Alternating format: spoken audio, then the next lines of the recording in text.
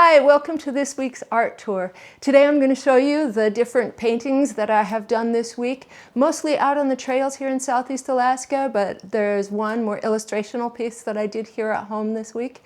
My name is Danelle, and for about 40 years I've been an oil painter. And I have a degree in fine arts, and I focus on oil painting. And I was getting a little bit stale in my work over all those years. I would just kind of come up to do a painting a couple times a year, maybe a couple paintings for an exhibit or a show that seemed interesting, but I wasn't really feeling motivated. So it's been really fun to do these smaller daily paintings and try some new mediums like acrylic gouache, which I'm becoming more and more enamored of the longer that I use it. If you are interested in exploring these different mediums and seeing some art done out on the trails of our gorgeous Southeast Alaska in the Tongass National Rainforest, it would be awesome if you subscribe and join this community. I'm having a lot of fun talking with people in the comments section about their art and answering questions and asking them questions.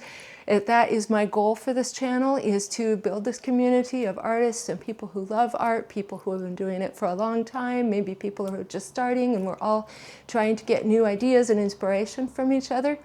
So let's get started with the art tour. Thanks for being here. Here is the oil painting that I did this week, the only oil painting. I have a vlog of painting this. The challenge I had here was that the sun was extraordinarily intensely bright and it was shining straight at these rocks. I probably would have had a better overall composition and depth of values if I had gone really early in the morning or late in the afternoon when the sun would have been a little lower. I tried to get around to a different angle so that the sun would be coming at more of an angle. That would have made these shadows just a little bit more dramatic and interesting. But the lay of the land was a little crazy. There's a lot of little ponds there, so there's not a whole lot of great places to sit.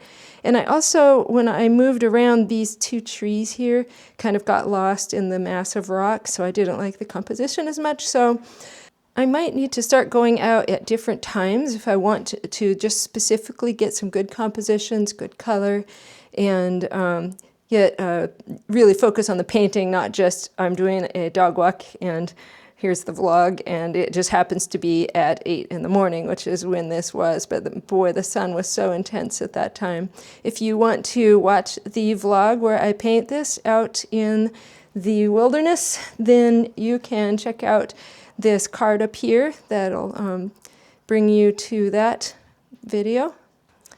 Here's an acrylic gouache painting I did, and this one is kind of amusing in a way. It was a little frustrating at the time because this one, when I was painting it, it started raining harder and harder and harder until it pretty much just melted all of my paint into these big blobs, and then by the time I got home, all the paint had just drained off to the bottom. I'll put a picture up above so you can see what it looked like when I got home. So I had taken a photo before I left, which I usually try to do, and then I reconstituted the painting when I got home. And I'm actually pretty happy with this one. I've actually painted this scene before, and one thing that I've been learning this week is that it's really fun to go back and repaint scenes that I have already painted before.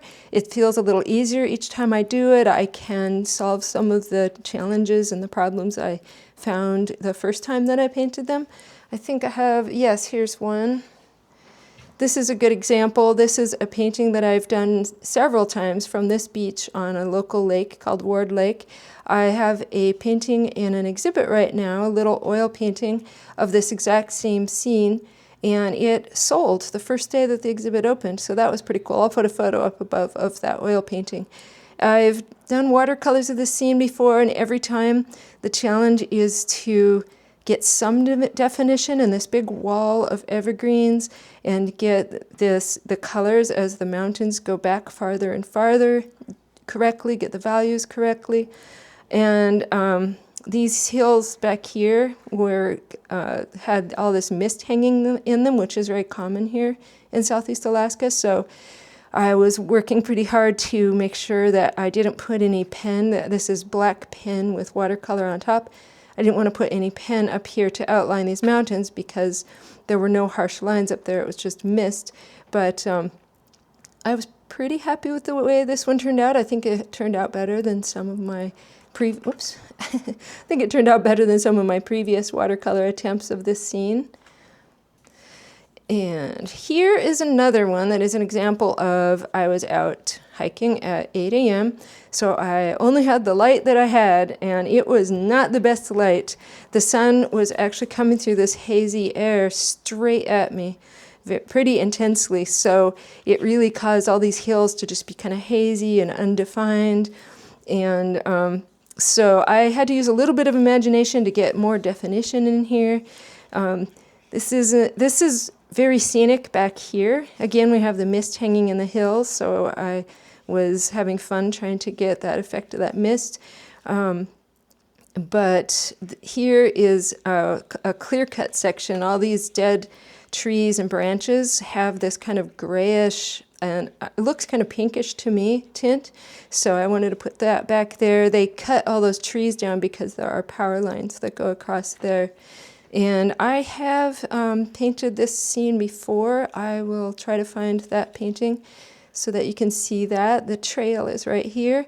This actually turned out better than I expected. I did touch up some of these flowers when I got home because I did not have this brilliant pink color with me. And I found with the acrylic gouache set that I have that the mixing the red and the white together makes this sort of dark color, and I wanted this really pretty fuchsia color for these foxgloves that were growing here. And here is one that I did here at home, just for fun. My dog was sniffing around in my room one day where his dog bed is and found this really amazing looking beetle.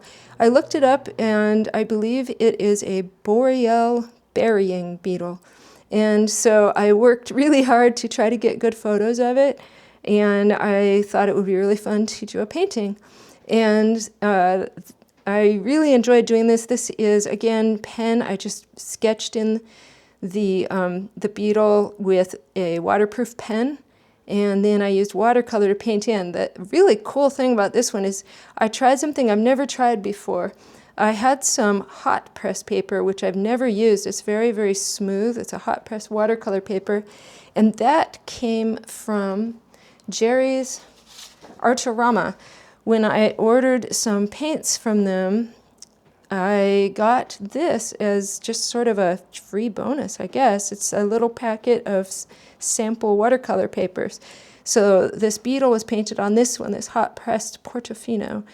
And I enjoyed that so much because I really do enjoy doing sort of scientific illustration type paintings sometimes. So I might order more of this hot press paper because it was just a joy to watch this watercolor just glide onto this. I usually use a rough paper because that's just what I have. But this is really fun. I want to do more insects. Insects are amazing, and they have such a variety of shapes and colors. And the challenge here was that I am no photographer, and it was hard to get just the right pose. I wasn't going to like pick him up. It was really hard to tell where his legs were. So that was a little confusing. He has one leg over here I couldn't really see, so I just kind of sketched it in where I thought it might be. Look at these cool antennae. They hardly even look real. I do not know. I've seen photos of these beetles that have solid black antenna on the end, so I'm not sure. I have to do more research why this one had these beautiful orange tips on there. And then look at how fancy these front legs are with these kind of hairy little, almost looks like whale baleen little pieces there. Insects are really incredible creatures. Another interesting thing about them is this orange, their wing casings are strangely like blunt at the end and shorter than their body. So very interesting, very fun. Here is another painting that is a repeat of a scene that I have painted several times. I did a vlog video here. I'll put a card up above so you can see that. I've done this in watercolor before. This is acrylic gouache. And this day, I had done this scene so many times, I knew what my problems were. I often draw this far island too big because I get too interested in this shape here, and I'll accidentally make it too big and then it pops forward. I feel like this day I captured this particular scene better than I have in the past. I'll put a couple photos of the previous attempts that I have done of this particular scene. It's a really nice beach. It has a trail. Yeah, there's two different trailheads, a really short, rough one about, I don't know, maybe 5 minutes from the house, and then there's one a little farther away, a more actual built trail that's about probably 8 minutes away. So I was pretty happy with this one. I am having so much fun with my acrylic gouache. And here is the painting I did this morning. This is another example of I'm on a walk with my dogs. I'm not going out to seek specifically great compositions and sweeping landscapes. So sometimes this is what I get. It's just a trail with some very, very thick greenery. There's a few really tall, big cedar, western red cedar back here. I think this is probably a Sitka spruce back here, and then some scraggly red alders here. So it's a little bit plain. That's just what the scene looked like. Sometimes I think I'm approaching these as more training my skills, training my eye, training my abilities with each medium, the watercolor, the pens, the acrylic gouache, more than creating a beautiful aesthetic painting. This isn't probably a painting that would ever sell or that I would put in an exhibit, but it adds to my knowledge, my skill base. I have several sets of acrylic gouache. They all have about the same colors in them. I kind of consolidated them into this box of the colors that I tend to use the most. And then I realized I was running out of white really quickly, so these are some of the paints I ordered from Jerry's Artorama online. We do not have a local art store, so I have to order everything online. So I got serious with my white paint because it's obvious I've really fallen in love with acrylic gouache, so I got these.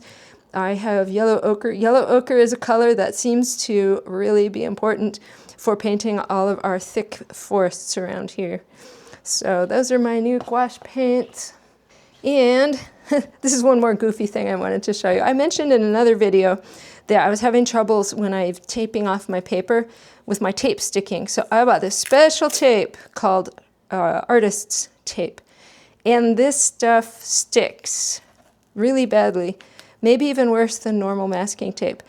I had a wonderful community member who suggested that I just take regular masking tape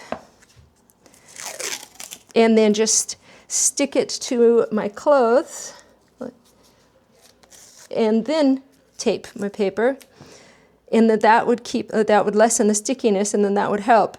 And she was right. That has actually been the key. Instead of buying fancy tapes, someone else suggested washi tape, and I haven't tried that yet. That's something I'd like to try, especially if I could get it in a little bit wider size, but for now I'm using this masking tape. So that is this week's art tour. Thanks for joining me on the art tour for the week. I hope that was inspiring. Maybe you got some new ideas. One thing I wanted to share with you is something that I have really found so rewarding about getting outdoors to paint and draw every single day for the last few months, is that I find that now when I am hiking, and I have been hiking these same areas and trails for almost 30 years, is that now it feels like my eye is just capturing more details, more beauty, more the depth. I'm looking beyond just the obvious. There's some trees and there's a trail. And that is just wonderful. It's become a deeper meditation where I am studying, I'm feeling like I'm more part of the wilderness and the outdoors and the whole experience. I'm analyzing values. I'm analyzing what color and what temperature are those shadows. How is the light hitting those branches? How is the light shaping this type of tree compared to that kind of tree? And how would I render that in a painting? So it's just really brought my enjoyment of the outdoors to a whole new level. So I hope that you're able to get outside and paint, especially out in nature, even if it's just a local park, to just sit there and listen to the breeze, listen to the birds. Even if it's raining, it is hard to sketch in the rain. There was one day where my painting got melted, as I mentioned. There was one day where the day that I painted the beetle, that morning it started raining so hard and I wasn't prepared. I didn't have my rain gear. And so I just skipped the painting on my hike that morning, which is probably the first time in months that I've done that. I'm thinking of getting some sort of really lightweight, maybe little umbrella. It might seem weird that we live in a rainforest where we get 13 feet of rain average a year and don't have an umbrella, but locals rarely use umbrellas here. It would just be tedious because it rains so much all the time. You just wouldn't want to be carrying an umbrella around. We'll just wear a raincoat. Sometimes we'll just wear a hoodie and just pop the hood up. Not for hiking though. For hiking we wear actual rain gear. But I don't have an umbrella. I thought maybe one of those little fold-up umbrellas maybe to protect my painting, not really so much me, so that when it starts raining, because the weather is going to start getting worse and worse and worse. Our fall starts hitting in late August. By September, October, November, the weather just gets dark and rainy and windy. So I need to be prepared because I want to continue doing art in the trails. It's felt like it's just been a really wonderful experience and I don't want to skip it. I will miss it. Thank you for stopping here. I hope you enjoyed this and I hope you feel inspired. I'd love it if you leave your thoughts in the comments about your own art and where you go to do some outdoor artwork or where you would like to go. Thanks so much. Stay creative and have fun.